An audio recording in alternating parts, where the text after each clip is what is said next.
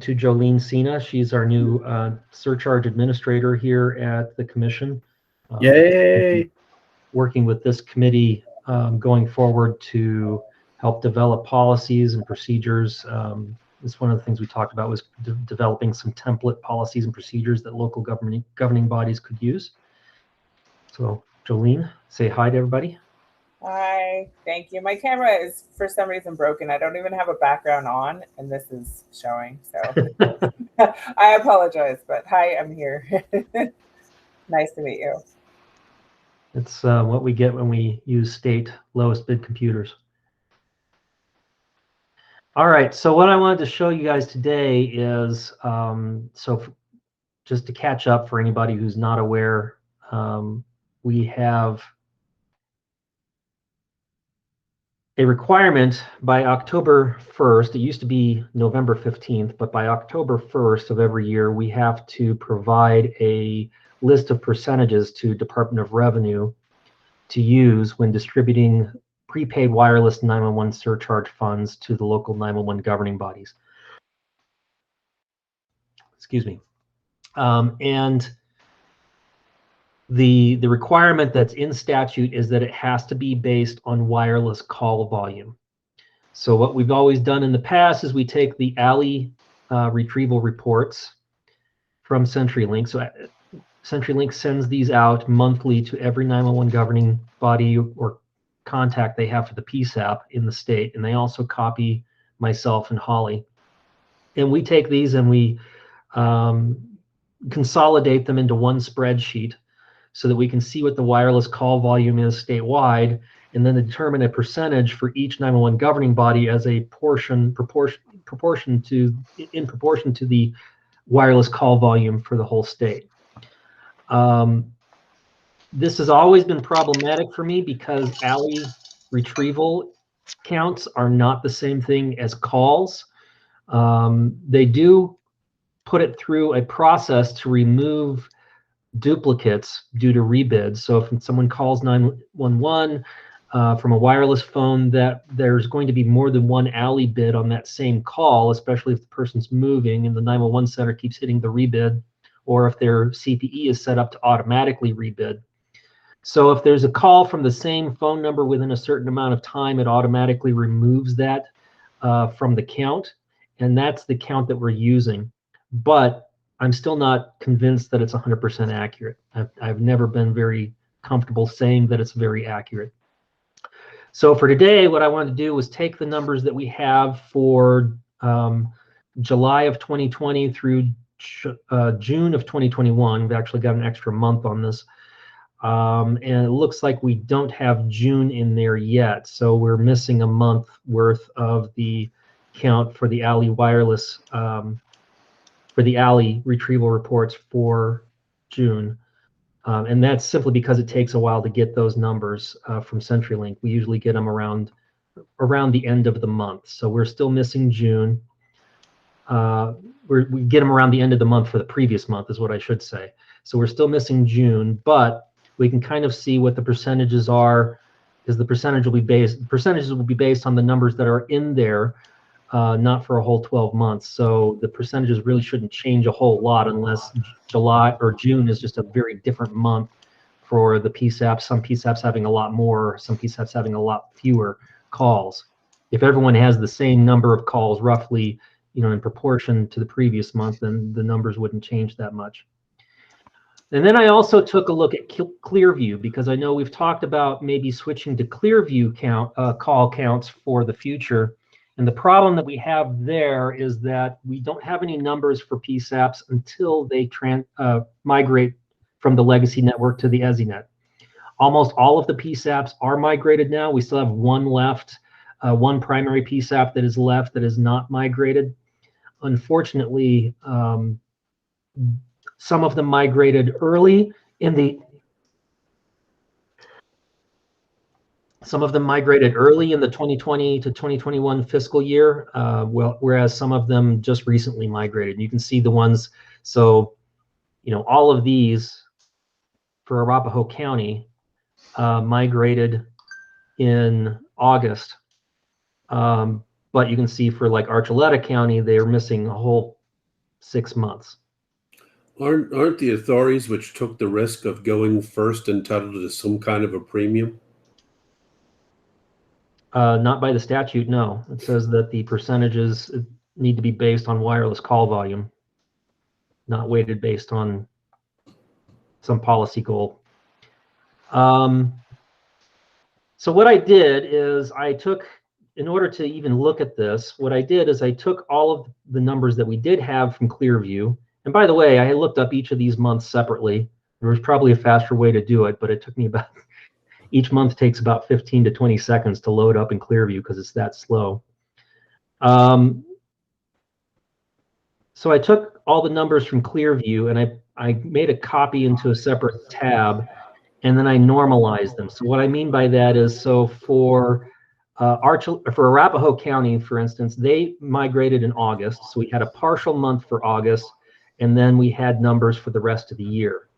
So what I did is I eliminated the zeros, and I also eliminated the first month because it was a partial month and therefore not an accurate count.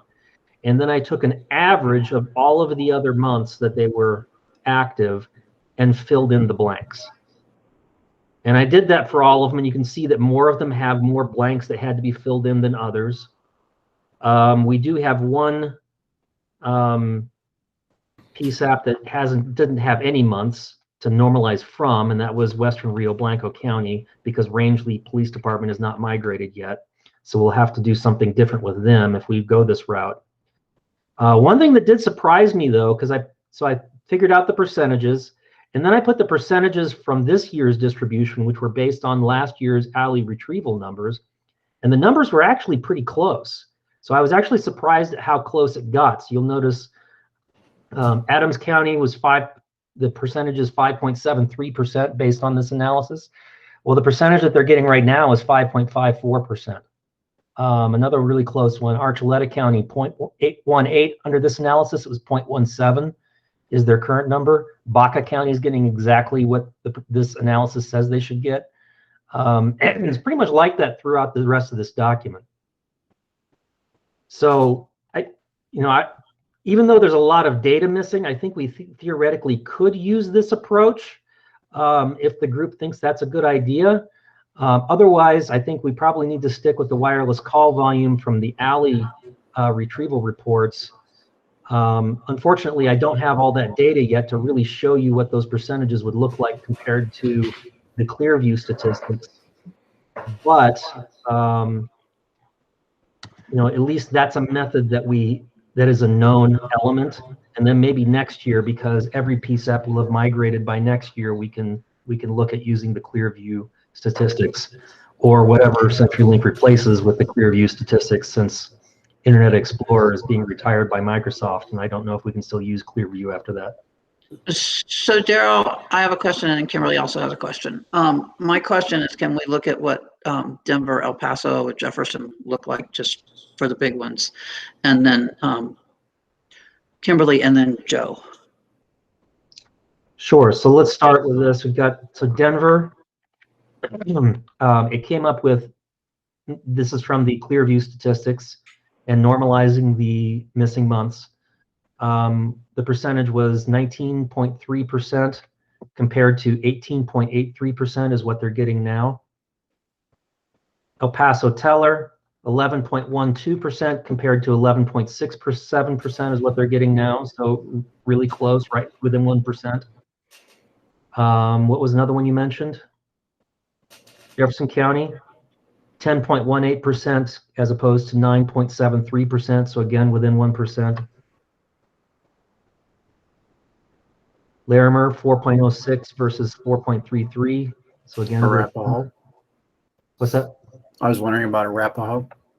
Arapahoe was 5.64 versus 4.38. So that's a little bit more of a difference. It's a difference in their favor, but it is a little bit more than 1%. So it's a little bit more of a difference than some of the others.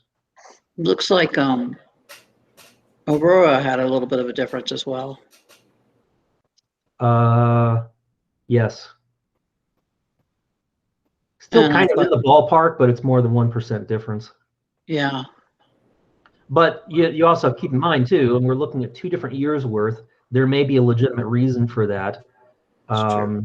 If their call volume was actually lower for this last year, which seems unlikely, but if it was lower as compared to the other state or the other counties, then that would make a difference.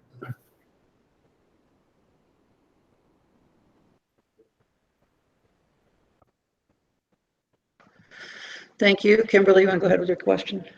Yeah, just a comment about call volume. I think outside of the disasters, I believe across the state and even the nation, because of COVID and the COVID orders, the call volumes into the dispatch centers did decrease. At least that's, from our calls and from our conversations. So I think that could be the case.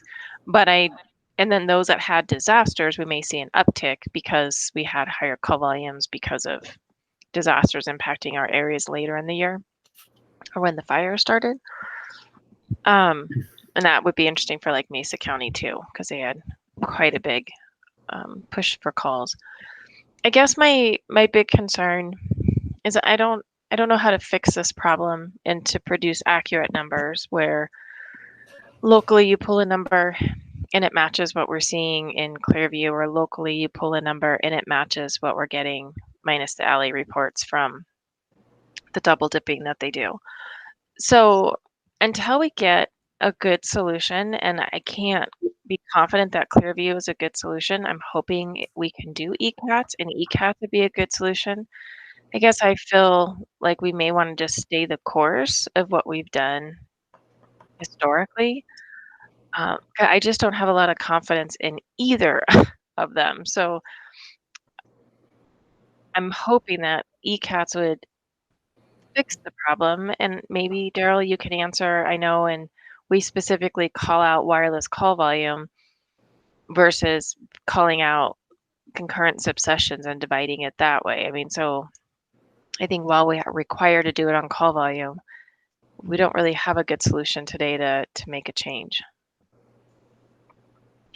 Right. And I guess the only thing I would comment there, I know, Kimberly, I talked in the past about maybe using concurrent sessions like we do with the statewide 911 surcharge. Unfortunately, that would take a legislative change.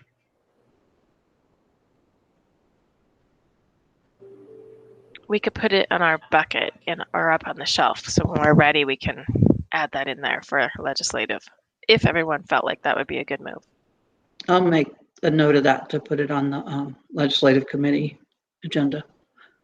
And Joe, you are next. Well, first thing, before we do the averaging thing, we ought to, maybe already did this, look at the amount of variation month to month. I would think some jurisdictions would have much more than others. In general, I'm going to agree with Kimberly. I think we should stick with the horse we're riding rather than change at this point. I think it may be useful to use Clearview as kind of a validation,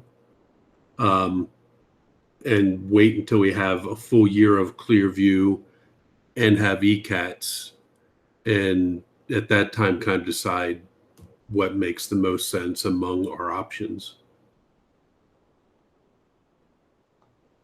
Yeah, and I don't know when ECATs, even if CenturyLink makes an offer that everybody can agree to, I don't know when that would be available.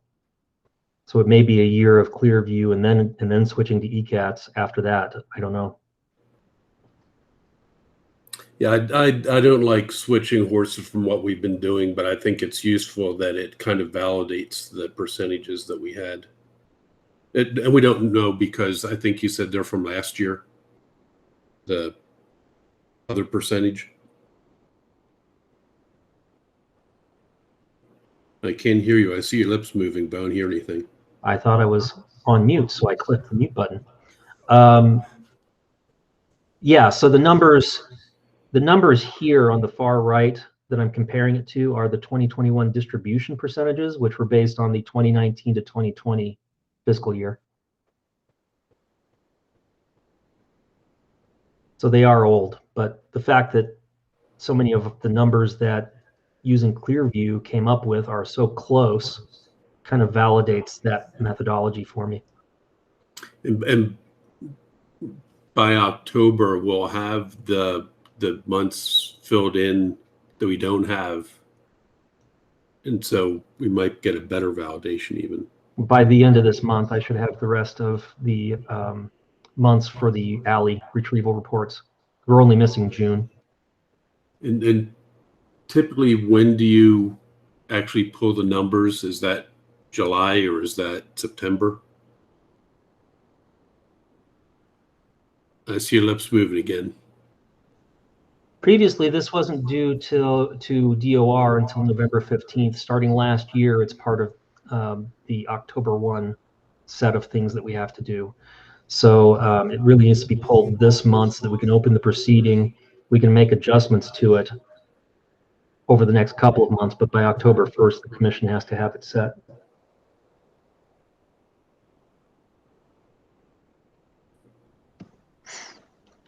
Thank you, Daryl. And Matt, I see you have your hand raised. Do you want to go ahead? I was going to say the same things that Kimberly said, actually. In addition to the idea that in case we get ECATs available, I don't know that enough data would be available in time for the next round, but I'm not seeing enough significant differences here in this spreadsheet to make it worth having to explain 2 changes versus explaining 1 change one time to the rest of the stakeholders.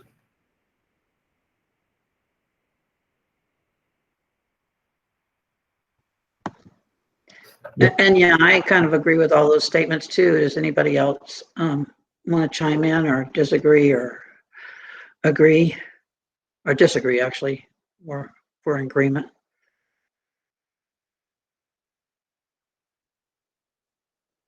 Okay, go ahead, Joe.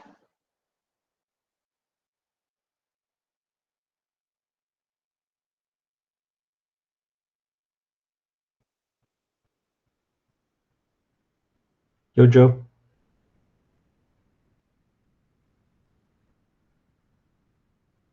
We're not hearing you if you're talking.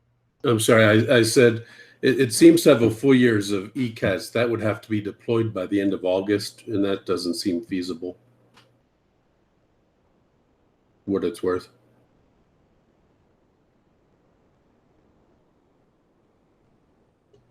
Yeah, I think there's a good possibility that we would feel comfortable using Clearview next year. But I think because of the fact that we had to fill in a lot of these months with averages makes me less comfortable using it. So my recommendation, unless anybody has a strong disagreement, is to continue using the alley retrieval reports. I do need to fill in, first of all, we need to fill in the month of June as soon as we get those from CenturyLink. We also need to fill in numbers for Fremont County and Phillips County because CenturyLink isn't able to provide those because of how their CPEs are set up. But after that, we should be ready to include that in the proceeding that will be opening before the end of this month that sets the surcharge rate and everything else. The percentages for the wireless prepaid distribution will be also be part of that proceeding.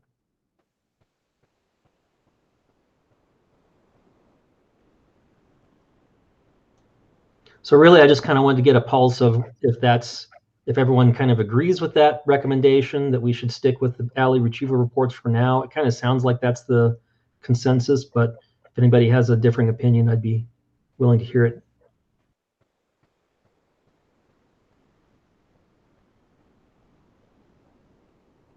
And then we'll just revisit this next year.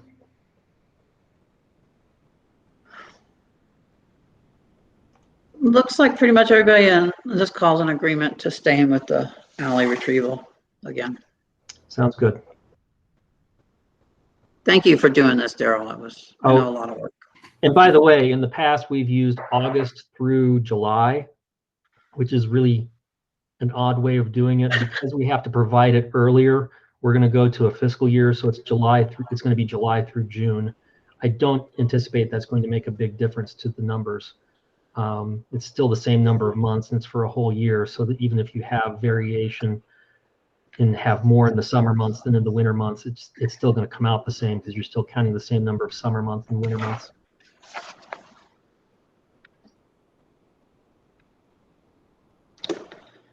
Great, that works. Thank you so much. The next thing we wanted to talk about in this committee is policies and procedures, basically with appeals process and some other minute language in the 1293 that we were gonna kind of go back on and put together what's best practices and that kind of thing.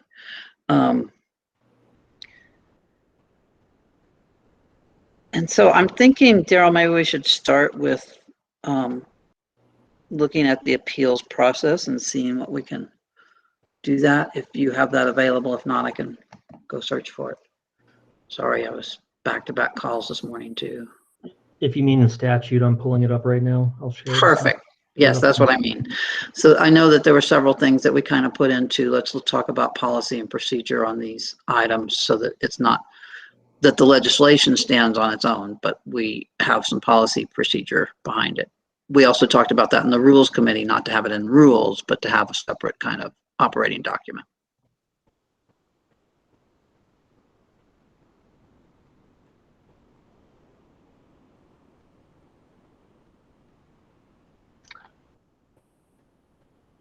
So essentially it says that in order for a governing body to conduct an audit of a carrier, that governing body has to have an audit and appeals procedure. And it says the audit and appeals procedure adopted by ordinance or resolution as applicable in each governing body for excise charges shall apply to emergency telephone charges. In the case of audits conducted by or on behalf of the commission or appeals pursued against the commission shall promulgate rules governing the audit and appeals procedures. So just so everybody is on the same page, the statute allows governing bodies to conduct audits of carriers regarding the collection and remittance of emergency telephone charges. It also allows the commission to conduct audits as it relates to the collection and remittance of both the emergency telephone charge and the state 911 surcharge. So we can audit both. Local governing bodies can only audit the local charge. But in both cases, we have to have audit and appeals procedures in place. So the rulemaking that we're undergoing right now at the commission is to put appeals and audit procedures in place for the commission to do audits of carriers. But any 911 governing body that wants to do an audit has to have these procedures in place as well at the local level. It doesn't specify that they have to be the same as what the commission uses. They can be different, but they have to have something in place. So one of the ideas for this committee was to develop some template policies and procedures and audit, audit appeals processes, those sorts of things that 911 governing bodies could voluntarily adopt if they wish to. They could develop their own if they want, but if they want to, they could adopt the ones that are developed by this committee.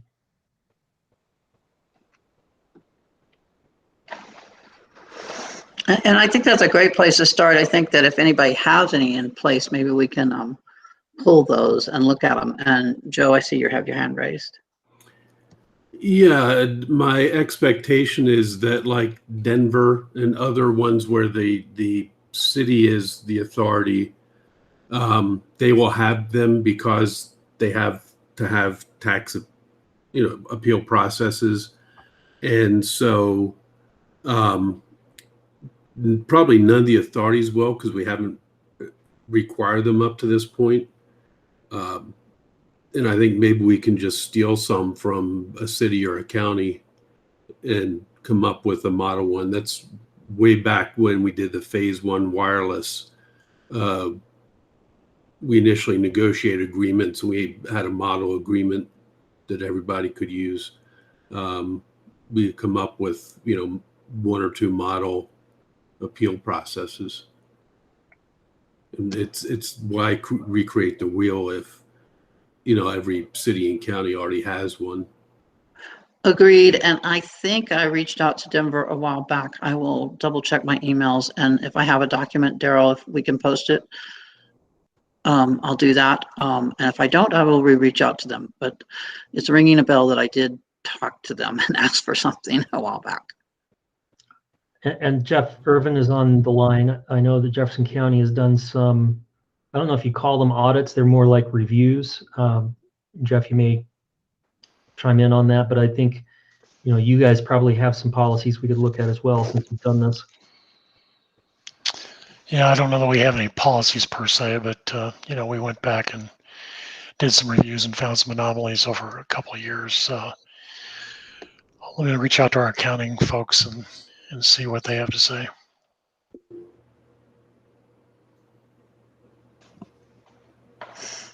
Kimberly, go ahead. Yeah, so we don't have policies, but we went through an audit, and I'm going to say audit carefully because we didn't call it that. Call it more of an inquiry, because once we started to get resistance, we backed off so we wouldn't get charged for all the inquiries we were making. But I'm happy to type up and document or provide more of a public-facing document of what we did, if that would be helpful. I mean, a lot of it was just contacting the company, and really it was the company that they hire to collect and remit the surcharge, and then just start asking for information. And we asked, I have all of those letters, if you want a copy of that letter of what we put out to them for what we were specifically asking them to show and to do a sampling of. So I think that would be very helpful, Kimberly. Thank you. yeah, we recouped a lot of money that was going to the wrong authority because they weren't classifying addresses correctly. They weren't drilling down to the county. They were stopping at either making the assumption at the zip code in the town versus the county. So when you have those border communities, we found several carriers that were remitting wrong. When you were doing that, Kimberly, did you find that their billing system even captured which county they were in? Yes, some disclose that, and they actually disclosed the county code and gave us some screenshots of that. Some just, when we pushed and pressed and had them do the sampling, then they indicated that they could do that, but they didn't always do that, if that makes sense. So they have the ability to go ahead and flag it all the way down to the county code, but sometimes it auto-populates and they just say Windsor 80550. Well, Windsor is in Larimer County and Windsor is in Weld County. So they have to really start, and it's the same zip code regardless of the county. So they really need to populate the county. And in some cases, these citizens, because Weld County has had a surcharge for a long time, quite a bit higher than Larimer, these citizens were being billed wrong. So there was even a refund due to those citizens. So again, what's hard is that every carrier does it different, and every relationship between the carrier and the tax company that they use was a little bit tricky to work through. But we did a ton of work and spent a lot of time with, well, it was actually Lumen that we really dived deep on, because they were telling us they had no phone records, billable phone records in Johnstown, Larimer County, and my building happens to be over in Johnstown, Larimer County, and so is Kaiser, and all these really large places, and we can look in the 911 database and see what phone company they have. So it was an interesting process, but again, I can share the letters that we drafted from a legal perspective and sent to the carriers to do the sampling audit inquiry that we did. I think that'd be very useful. Okay. Yeah, I'll pull it. And we can even set up a call if you want Tracy and I to walk through all that. Great. Yeah, I'm looking forward to seeing them, and then we can look at doing something like that. I think that's very helpful. I'm wondering if they refunded their customers. Anyway, beside the point. Joe, you have your hand up. Yeah, I have a question regarding Kimberly's comments, and that was where you have a city that's bisecting, or being bisected by a county line. Do they sometimes provide the fire service and police service to the entire city? And is there some cases where fees that could be in one county, but they should actually go to the other county, where a city is across two counties and the dispatch is through only one county? So I saw Matt raised his hand, so I'll wait till after Matt answers. He was doing the proper format. We're, for a very small group, we're being very polite today with the hand raising. What happened to me? What's that, a stroke? Joe, it's not just municipal boundaries, it's postal community boundaries or perceived postal community boundaries, whether there's home delivery in that area or not. Right. So the municipal boundary, I'm hearing in Kimberly's case, but we have a similar issue where the northern third of Ouray County has the Montrose postal community. And they have both Montrose Fire District and Log Hill Fire District and Horsefly Fire and so forth and so on, and differing ambulance services as well. So it's not just on the municipal boundary, but what someone thinks is the postal community boundary based on someone's service address.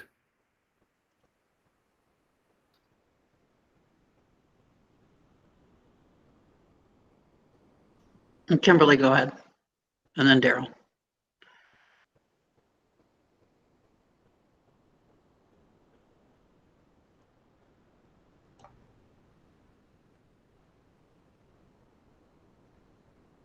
Are her lips moving? I can't see. Yes, sorry. You would think after a year and a half of this crud, we would have it down by now.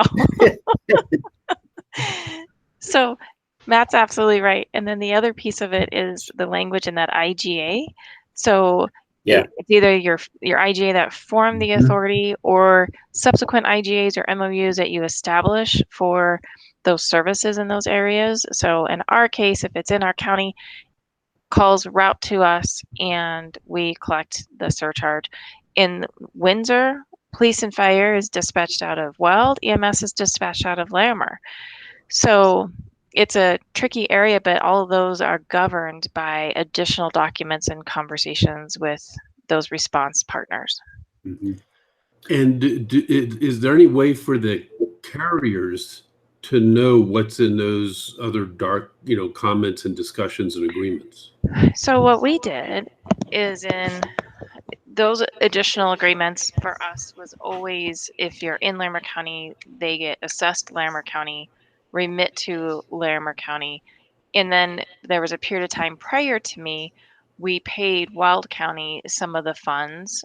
So it was an agreement between us because we shipped over and had them even doing dispatch services for a period of time for areas in our county. So we really, in our case, it wasn't confusing to the carriers. We didn't change anything. It was an agreement that had monies tied to it between the agencies that we settled, not at the carrier level. That's how we handle it with OSETSA and METSA as well, after a fashion, because all of their agencies are dispatched out of Montrose anyway. And this is Daryl. I was going to just say that we should be careful not to look too much at response areas for dispatch, because especially some of these volunteer fire departments, they may be dispatched by 3 different PSAPs. The dispatch area isn't as important as who's taking the 911 call for that area, I would think.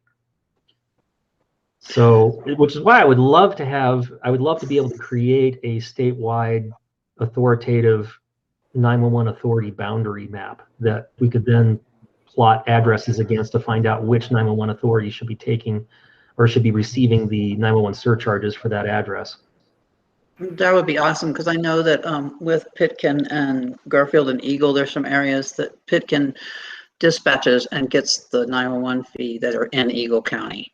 Same with Garfield and Eagle and that kind of thing. And so what I've taken to doing is sending, when we send letters for any changes or whatever reason, is to send a link to the GIS boundary so that the telcos can look at that, whether they do or not. I don't know. Joe and then Matt. I guess I'd put video to do that.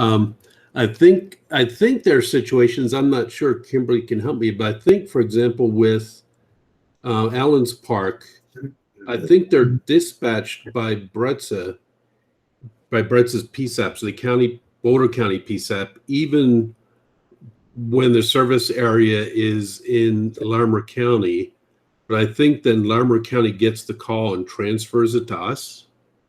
I don't know how that works. Yeah, so it depends, Joe, on so yes, we get the call if it's in Larimer County, and we dispatch for EMS and we dispatch for law in that area because that would be unincorporated sheriff response. But then if it's a fire, if we need fire, we would notify Boulder or we would transfer the call. Just depends on what the request is. So that's again getting to what Daryl said, all those dispatch relationships is they're really complicated because they're either auto aid agreements or they're mutual aid agreements or they're other levels of MOUs between authorities. So I think for authorities should know their collection area. And I think providing Daryl with a boundary of our collection areas is a very simple ask with even data behind it of linking it to a PDF describing the amount and where to remit to. So carriers know where to mail the remittance to. Like for us, it's a lockbox format. It may be to his office. And so he has a team that processes it. I'm the team. You're the team. That's just me. Yep. Yeah. So, but the authority boundary, I think that's a great idea, Daryl, and something it should be very simple for us to give to you. Kind of a related question, but when you map your independent fire district boundaries, do you come up with gaps and overlaps? So there are no-man zones, no-man areas, but emergency services fill that in. And if you can't snip your boundaries together, then that's some homework you got to do on your end to figure out who's supposed to take it. And then if there's areas identified, sometimes, and those again are governed by agreements, who's going to provide coverage in that area. Yeah, and just a comment on the feasibility of doing that, Kimberly. I think the bigger 911 authorities like you or someone who has a GIS expert on board like Matt would be easy. It would be easy for you to provide that. I worry about some of the smaller counties of being able to provide that, and maybe it doesn't matter. Maybe Baca County can't provide me with a GIS boundary layer for the 911 authority, but maybe their boundary is the county boundary, so it doesn't matter.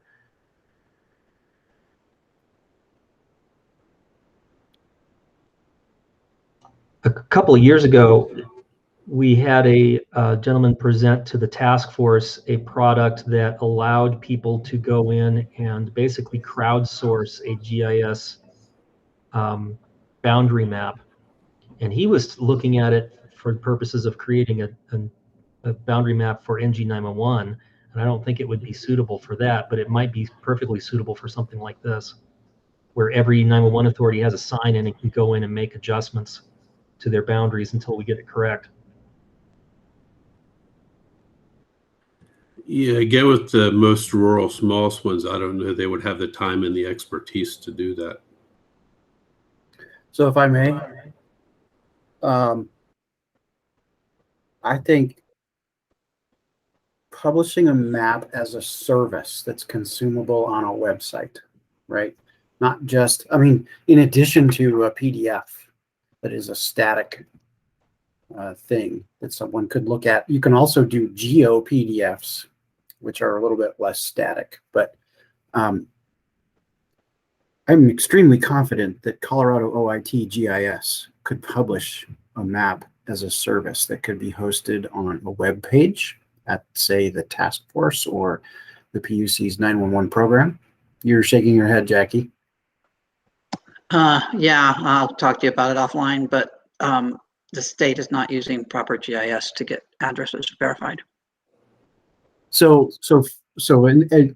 in this instance, I'm simply talking about the boundaries, so that the boundaries are easily available in a semi-live format that could be published on the 911 program or Resource Center, Task Force, other web pages. So it's a map as a service, right? And so it's live. And so anytime there's a boundary change, which should be really pretty rare, once it's up and established, then those changes are automatically promulgated to the live version of the map that's being consumed on a web page. The secondary benefit of that would be, in theory, a carrier could type in an address and the map would show which boundary it's in. So without question, they would know where it is. But isn't that function much kind of a big step beyond just the geofenced boundaries? No, That's why I thought maybe no. address An address locator is a tool in ArcGIS that is actually very simple to create and develop, provided you have reasonably good statewide address data, whether it's from address points or road centerline ranges. And that's data that all the authorities are going to be responsible for providing for geospatial call routing anyway. So this is something we could aim towards even if we can't do it today. Because we're going to have all that data for geospatial 911 anyway. And then on the topic of cross coverage versus fee remittances, we have a similar situation where, so Wesco Dispatch in Montrose dispatches the eastern third of San Miguel County. So it's where 90% of San Miguel's population is for Telluride, Placerville, Sawpit, Mountain Village, and so forth. We don't collect fees from that area. The issue of intergovernmental agreements and relationships between authorities and related to emergency response territories, we've chosen to handle that separately. So if the person's address is within San Miguel County, our approach is SMETSA collects that charge. We work out the funding differences between us separately, because for the same reasons that you guys talked about, that it would get very, very messy to try to account for boundaries between dispatch jurisdictions as well as emergency response jurisdictions. And then for mapping the boundaries, that's another thing that, OIT GIS has been too busy to be really helpful with, say, questions that the GIS committee has posed to them a couple of times. But to me, this is not a lot of work to take GIS boundaries or take sketches or legal descriptions of counties as appropriate and set up a map layer of all the PSAP, all the authority boundaries for collection purposes. It shouldn't be a lot of work to maintain it once it's done. I would think that they could make this a project to help us out, get it going, and then minimal maintenance afterwards. I wholeheartedly agree with the idea, Matt. I am experiencing some boundary issues and other things with the state, and that they're using some data that is completely incorrect.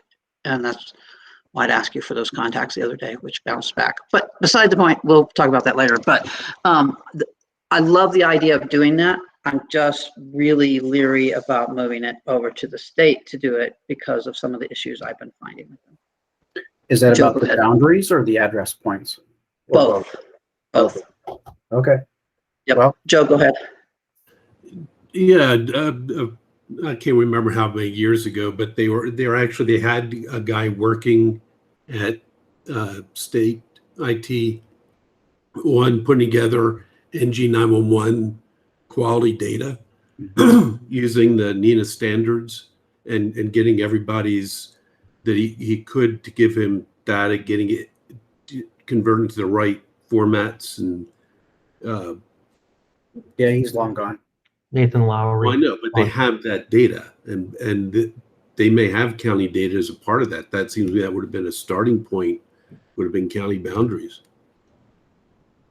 I mean, well, I don't doubt that they have county boundaries. It's the addresses within the county boundaries.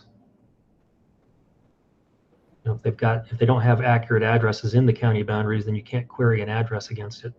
Well, they do an annual data call to all the local GIS departments for things like address points, etc. But not everybody has it to provide it, and not everybody that has it is willing to share it with the state. And quite frankly, Matt, I don't think the state is using that themselves. They may be collecting it, but I don't think that's where they send people to get information. Sure. Go ahead, Well, Kimberly. some information is better than no information. That was my thought, yeah. I was just wondering why there would be resistance on sharing the data with the state. Because if people had resistance to that, I wonder if they'd have resistance to a web service publishing those boundaries that Daryl's talking about. I would hope not, but maybe they would. Well, in the GIS world, this is a sticky wicket that goes back quite a ways, and it revolves around, we created the data, we put in the effort. If you want the raw data, you can have that because it's public. But if you want value added anything, then you got to help pay for our work to create that value. It's different counties, different political bodies have these differing opinions about how to approach funding the cost of the data. If we frame it as in, we need this data in order to make sure that you're getting funding Yes. that you're supposed to be getting, then maybe that would help alleviate some of that. Yeah, this is a completely new wrinkle to that argument that's been going on for a couple of decades. I thought Google killed that argument, though. Because Well, they provided but we're talking about local governments and their politics and the way they approach things. It usually stems from the assessor's office. They're the ones that are looking to recoup costs. Yeah, that's definitely a part of it because the assessor's databases are often the foundation for address points and road centerline address ranges.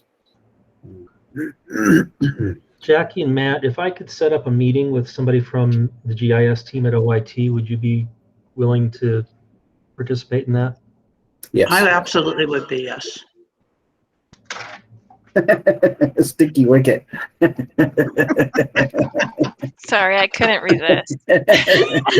Heck yeah. It's true. Yeah, John Gottsagen has, when he started as the first GIS coordinator for the state, it's been a struggle for him since the day he started till today. Heck, even Montrose County, there's some data, I think parcel data, that they're not willing to share with the state. See, and I know the trouble that the GIS team at OIT has had in the past getting counties to share data is why I kind of thought maybe we could take a approach that doesn't rely on OIT together, some sort of crowdsourcing tool like was demonstrated to us at that task force meeting. It is, I don't know how to do it, but I know it is possible to build Google-oriented maps where you have like your polygons and you use Google's address search. But there's a pretty big caveat with that, and that's how much do we trust Google search results for address accuracy as opposed to local government data that is probably more accurate, but it would be better than nothing. Joe, go ahead. So there's Boulder County IT and the assessor's office who do all sorts of things. In some cities, map every tree that has to be watered. And that's not Bretza. Bretza does its own GIS, and in fact, the county's borrows our data because it is to a higher standard of quality. And so, if we're working not with the counties but with the 911 authorities, we may have better luck getting data for those counties that have 911 authorities that have the capability of developing their own GIS data. Joe, that's fantastic that Brett's has taken the reins on that to that level. I think that more than 9 out of 10 911 authorities are going to be dependent on their local municipal and county governments for the GIS data. When we went to the geo-based CAD system, we found the county's data just wasn't up to snuff. Yeah. Right, that's true in a lot of places, but I'm thinking that if we had enough counties that, or authority boards even, that were able to get the data and we could find some way to aggregate that data, the people who don't have anything, if they're surrounded by everybody who does, that's their boundary, right? I mean, so some of that would be kind of taken care of for those who don't have anything. Well, you can do that by exclusion to some You'll degree, but I from other think, counties. sorry, Joe, I still think that the PUC is going to require every authority to provide at least a written description that some GIS person could use to create a map. Yeah, it's in the statute, I believe. It is. Isn't it, Daryl? It is, and I would just say, to that, I think it really comes down to how many exceptions are there that have to be written into that for a GIS person to turn it into a mapping layer. Mm-hmm. This is what I've got right now. This is a hand-drawn map I made myself, showing the 911 authorities. So these aren't counties; these are 911 authorities. But the edge mapping is terrible. This is just for illustrative purposes only. Mm-hmm. So, we've got what we would end up with would look a little bit like this, but with probably more exceptions, because I didn't know where the exception is for Pitkin County. I know that their coverage extends over into Eagle or vice versa. Mm-hmm. I think that's great. And then on the blue dots, is that where you would identify their physical address, their surcharge, where to mail it to? Is that like an information? That's PSAP locations. Oh, piece applications. And maybe you could do one that's authority information too, that takes them to their website and provides links to other information. So even though the boundaries are rough right now, I think it's fantastic. It's better than what we have. So yeah, when you I agree, and I can provide you with Eagle, Pitkin, and Garfield. That would be helpful, and then I can go in and move those boundaries. This is all just done in Google Maps. You can make custom Google Maps. You can even upload shape files to this, but there's a limit to how much you can upload before it. Number of vertices or number of polygons? Do you know what the limit is? It's 10. I think it's file size, actually. Actually, you can only do 10 layers. Okay. Layers. Because we use the NoCo alert, and we do it on a Google map, so it's public friendly. And once we had all the fires, we had to collapse them into like what you have now. You would have to collapse them into something that says 911 authorities and then build all those underneath. But 10 layers, and I don't remember how complicated the maps can be, but I know Ben had to do a lot of work to simplify the shapes. Yep. Put them all in. Put each class of shape in one layer, right? So in this map, we could have 3 layers, for example, one of the authority boundaries for collection purposes, one of the PSAPs, and one of the authority official address, a point at the official addresses for the authorities to link to their webpage. Yeah. Really for public consumption. Yeah. I would turn off that PSAP boundary layer. So you just have. Well, I think this is wonderful, but Daryl has too much time on his hands. No, I'm just very efficient. Thank you. How long did this test had to take? Like a week, didn't it? It has been a project built over time. Mm-hmm. And Daryl, if you type in a physical address, it'll take you there. So a person could at least do stare and compare. Say I'm a clerk at a phone company. So I just typed in my address, and it zooms all the way in, so you can see, okay, that's definitely in this area. If I click on that area, it tells me it's Adams County 911 Authority. Now I know where to go on Halloween with the TP. There you go. I have cameras everywhere. I'm one of those guys. I'll just shave my beard before. There you go. Wear a hoodie. That way you won't be recognizable. Yeah, so my hope is that eventually we can have something like this available that's authoritative enough that we could say, type in an address here, it'll tell you which 911 authority it's in.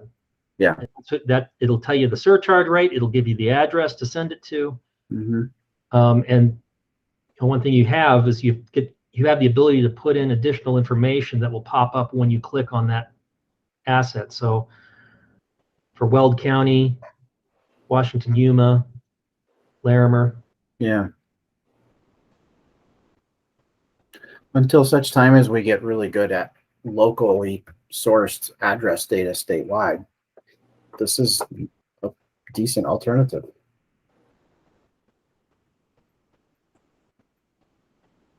Definitely. Yeah, so how can we help you build this out? Do you want us to start sending you information? Do you want to give a few of us edit access? I mean, I think this is fantastic. It's a great communication tool. It's going to be super easy to use and understand. So I love it. Yeah, Yeah, I like it too. Yeah, I think I could, I could start by putting out a call to the 911 authorities. Look at this map. Tell me what's wrong with it. And then if there are changes, I can go in and make those changes. To change a boundary layer, by the way, you just go in. It's hard to do this on I've got the screen kind of small for sharing purposes. But like this is all 6 counties in San Luis Valley, so I had to hand draw it. But you can actually go in and just. You placed every vertex for this? Yep. He's been busy. Ah, I've spent a few hours on it. Yeah. boy, howdy. But it's been as I have time here and there between other things, so it's taken a while. So right off the top, I can tell you the southern half of Mineral County is dispatched out of Durango, or no, Pagosa. But does Pagosa take their 911 calls, or they just dispatch the units? That you'd have to ask them. Or more to the point, I guess, Yes. is who's supposed to get the 911 fees for that area? Right. Yeah. I know for a fact there's going to be things that would have to change, but maybe that would be a starting point as I send this map out. You can see there are places where I don't have the vertices quite lined up. You can see a little bit of a gap there between Bent, Kiowa, and Cheyenne. Mm-hmm. And there's a few places like that, but it Yeah. just takes getting in there and adding more vertices where necessary and zooming in. Is there an easier way of doing this that's more automated? Yeah. Than you GIS putting all data, those and you dots? upload the shapefile. Thanks, Jeff. Bye, Jeff.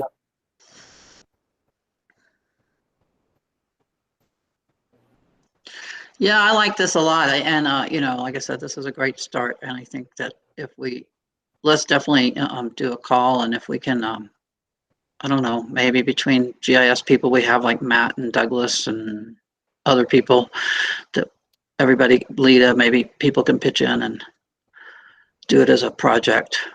Yeah, and as far as sharing edit access, I'd be happy to do that for a limited group of people. I don't want 58 different people going in there and editing. Correct, Can you absolutely. import shapefiles into this map? Yes, but like I said, there are limits to how much it'll let you upload.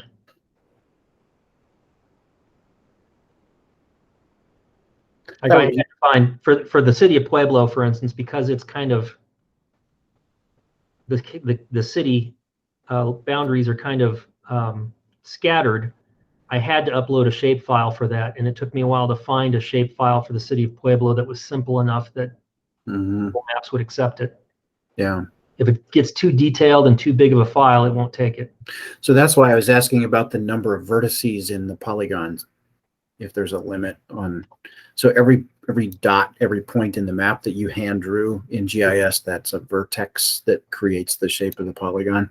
Right. And Google might have a limit of, I don't know, 10,000. Our ENS has a limit on that kind of stuff as well. Yeah, when I uploaded these, my recollection is that it was based on the size of the file. That there was a file size limit, but I could be wrong on that because it's been a while since I uploaded those.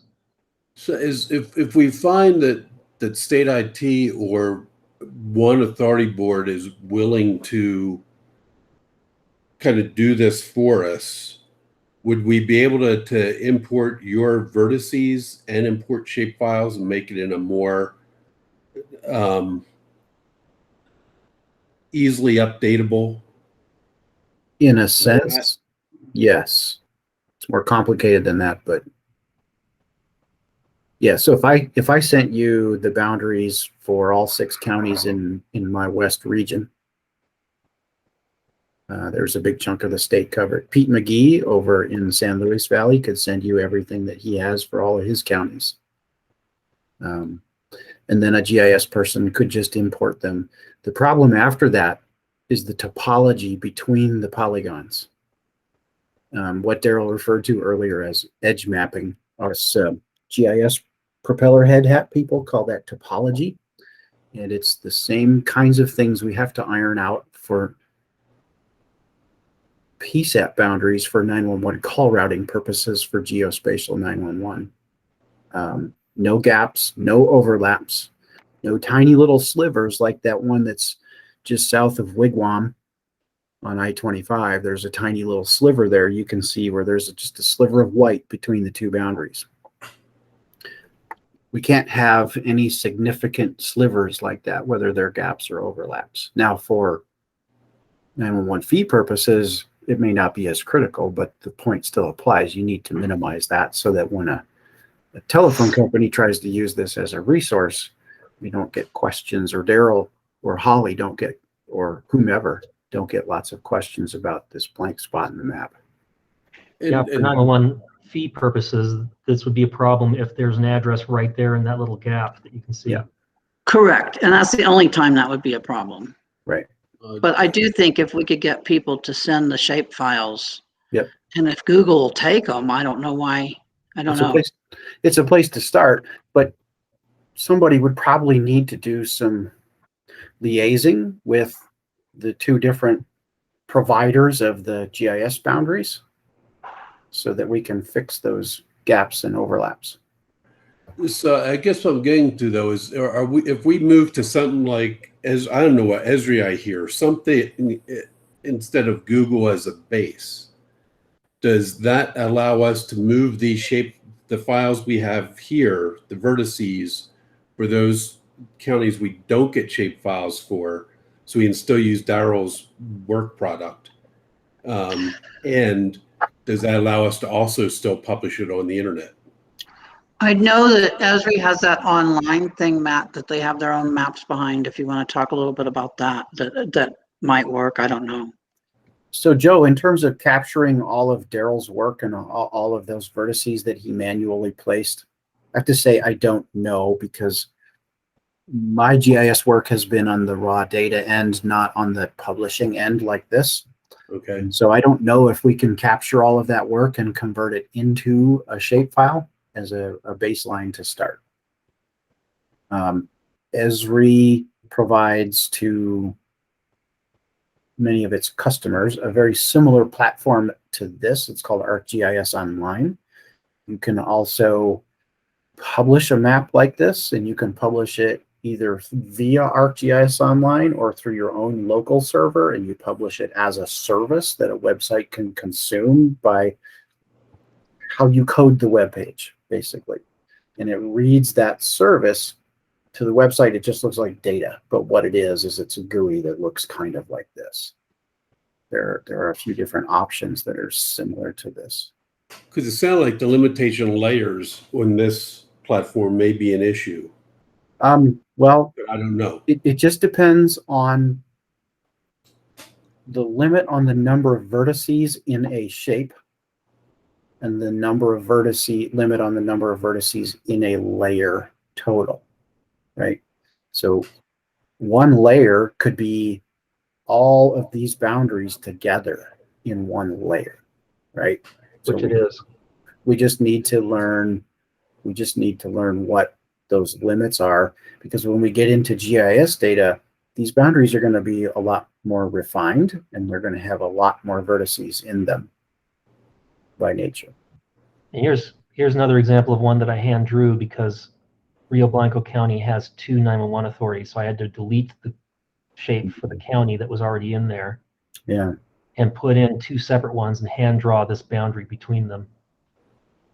Wow. What an amazing amount of handwork. That is amazing. I'm impressed, Daryl. I'm very impressed. That was based on looking at a PDF that they sent me of their map. Yeah. And so I can't guarantee the accuracy of this. If there's an address right on the border there, I couldn't say with 100% surety that I got it correct. Well, I do know that for Garfield, we have the surrounding counties Mhm. Adjusted to them. I mean, that they're all kind of snapped together. Did Sort of. Jackson Trappit take care of that? No, Trip from Northline has been working on it. Okay. And then when the unfortunate part is when it goes to Garfield and it goes in their CAD, they aren't snapping it together. They're only using visual layers. Sure. I If will that say makes that if I ever have to hand draw Jackson County, I quit. That must have taken you 3 days. No, I did not do this one. So I started with a county boundary layer that's publicly available online. I only Right. have to hand draw in the ones that don't follow the county boundaries, Right. like El Paso Teller and San Luis and Rio Blanco. Well, I definitely think we should work towards this goal. Man, And I do think that maybe, like I said, if we could get enough 3 or 4 GIS professionals that could do something that wouldn't mind sharing their time. I don't know. And I'm certain that state OIT has what's called an ArcGIS enterprise license, which for a huge amount of money, you get unlimited licenses and every bell and whistle you can get from Esri as a software tool. And I'd imagine they probably have the online too, right? It comes with it now. Oh, it comes with it. So yeah. Well, depending on the kind of enterprise license, OIT GIS could publish something like this, but maybe much more refined using shapefile data and or build off of this. Well, I'd certainly be interested in having a conversation, Daryl and Matt, with OIT and seeing if we can get something. Daryl, you said you started with a boundary file? Yeah, so I found a boundary file online for the counties and used. And was that a GIS shapefile or something else? Yes, it was a shapefile that I then just uploaded to Google Maps, and it automatically put the county boundaries on Colorado, and that's where I started from. And that was your baseline. Then you went in and did all of these manual edits. Right, just like you're seeing me do now. So maybe there's a Google knowledgeable GIS person who could say to us, yes or no, we can or cannot extract all of this back out since you've put all this work into it. So you can export. Yeah. To a shapefile? Yeah, export right here, export KML, KMZ. And then you can just convert it. Yeah, I can. Yeah, there's lots of tools to convert the KMZ to a shapefile. Well, I'd like the jurisdictions, I guess the authorities say, yes, we agree that, just for example, where you split Rio Blanco County, and if somebody starts getting their fee sent to the wrong one, they've signed off on it. Yeah, I think that makes sense. I wish I had the opportunity to say this is wrong, and if they don't say anything, then it's kind of on them to let us know what's wrong. Yeah. Agreed. Well, okay. This was a great discussion. We are about 10 minutes over. Keeping everybody from their sandwiches or lunch or getting ready for a Westco board meeting. Oh, fun. Oh, no, not today. So I definitely think we should build on this. I'll keep it on our agenda. And then, like I said, Daryl, if you want to see if you could get with somebody, and then we can kind of put a formal proposal out to the authority boards for this. And like I said, maybe there are enough GIS people within the authority boards that could give a little bit of their time each to make sure it's all the slivers and gaps and things are taken care of. Matt, what would you think if I set up this meeting as a meeting of the GIS committee, or do you think that would be appropriate? Yeah, that's fine. Yeah. I know we've got a lot of private sector people on that committee too. I don't know if maybe it's Well, be sure to bring them in. there's going to be a lot of vendors that are going to smell opportunities for business. Yeah, Um, which can derail a conversation, to be honest. what if we just have me attend as GIS committee representative? I think that's probably good as a starting point. I just talked myself out of it. Yeah. Yeah, and that way you have the prepaid committee and the GIS committee kind of putting something together for the, at least for the boundaries for remittance. Right. So that, This you know, is I would look at this. type I think Joe is right.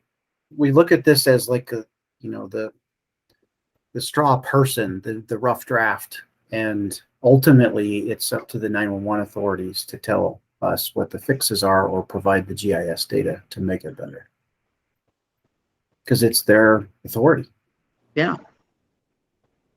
So this meeting you're talking about can this be a lunch and learn type thing, even if I have to feed myself? Well, I think, didn't we just do a lunch and learn? Well, no, but this is on a specific topic of this Right. map type thing, and Well, I don't just- know that we want to make the discussion with OIT GIS a lunch and learn, but maybe Yeah. it could be a future lunch and learn topic. Yeah, if we decide, for instance, that we want to keep using this map and refining it, then I think maybe a webinar with all the 911 authorities explaining what it is and why we're doing it and asking them for their help, I think would be that'd be a good 1 hour conversation. But, you know, when we talk to GIS, they may offer a completely different route we could take. So True. All right, well, if we set up that, then we can come back to the prepaid committee with options or whatever moving forward. And then Matt, we can also work with the GIS committee. You can work with the GIS committee on what needs to be done on their side. So one of you is taking the lead with scheduling with GIS for a meeting for the three of you? Daryl is. yeah, I will. And I don't know that the GIS committee is the right forum to reach out, because No, it's- I don't, I mean to reach out. I just mean what we decide, what our phone call from OIT reveals. Just Okay. kind of an informational thing, like I'll bring back to this committee. How do you want to move forward with the authorities' remittance boundaries? And then whatever GIS needs to do on their end for their committee. Well, we don't have full representation on the GIS committee. Okay. So, Okay, so we'll you- just bring it back for here then, and well, for now. ultimately we need to reach all the 911 authorities, I guess is what I'm getting at. Well, true, and we'll do that. And my envisioning is that we'll do that through this committee. This prepaid committee will Sounds good. kind of take the boundary idea, put it out there, kind of flesh it out, come back to this committee, and then that will then go to the task force. And Does that work for everybody? After all, it is prepaid and collections committee, and this has to do with collections, so it makes Right. sense. Yeah, I do think in Adams County, they had the one city withdrew from the authority board and ADCOM and set up their own authority. So they may have a city boundary that we're not thinking about, but Federal Heights has a city boundary, and when they sent out their collection letters, they put a link in their letters to their city boundaries. there was one before that was the Thornton. reason ADCOM was trying to get Federal Heights to Oh get yeah, up. Thornton. Thanks, Yeah, Kimberly. Yeah, Thornton Thornton. pulled out. And I have both of those boundaries in my map already. Okay. Okay. Thank you all. Thank you all for your time. Thanks for sitting over. I thought this was a very good, helpful conversation. Thank you. Thanks, Have a good everybody. day. Okay. All right. Thanks, everyone. Talk to you soon. All right. Bye. Bye.